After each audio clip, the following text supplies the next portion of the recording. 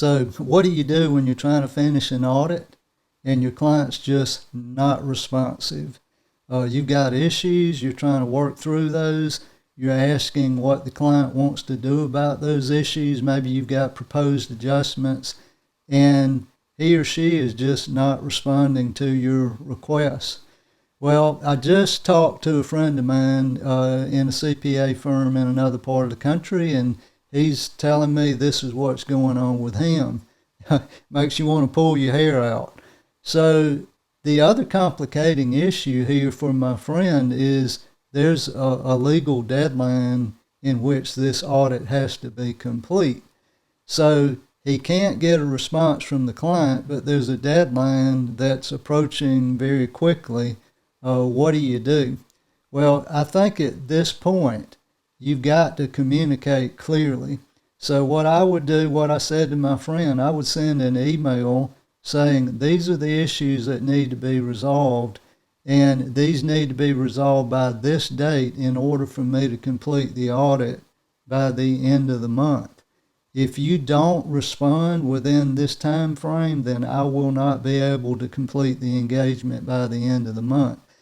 What you're trying to do is communicate in a way that if this person doesn't respond, then nobody's coming back and blaming you for it. You can't control what your client does. Only they can decide to respond or not to respond.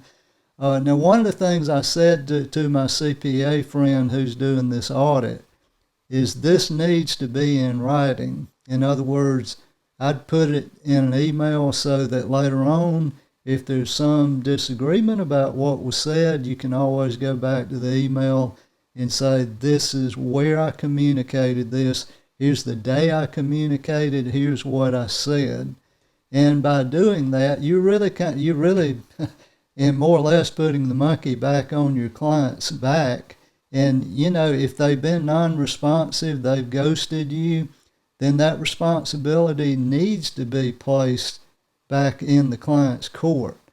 Now, obviously, sometimes we auditors can be non-responsive, and that would be another conversation.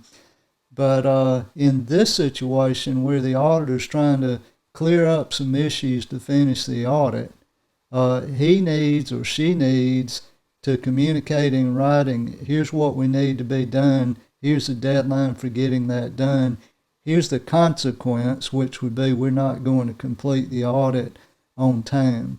I think by doing that, you'll save yourself a lot of headaches. And, one other part of this before I close is if you're having to do additional work, then you need to think about whether you're going to charge for that additional time.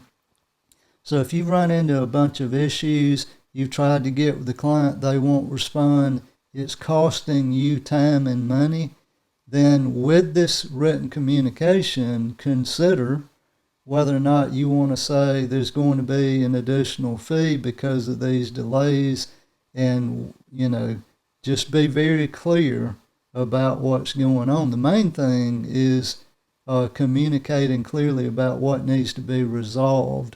But if you've got some additional time in the engagement because the client's not being responsive, I would consider putting that in the email as well.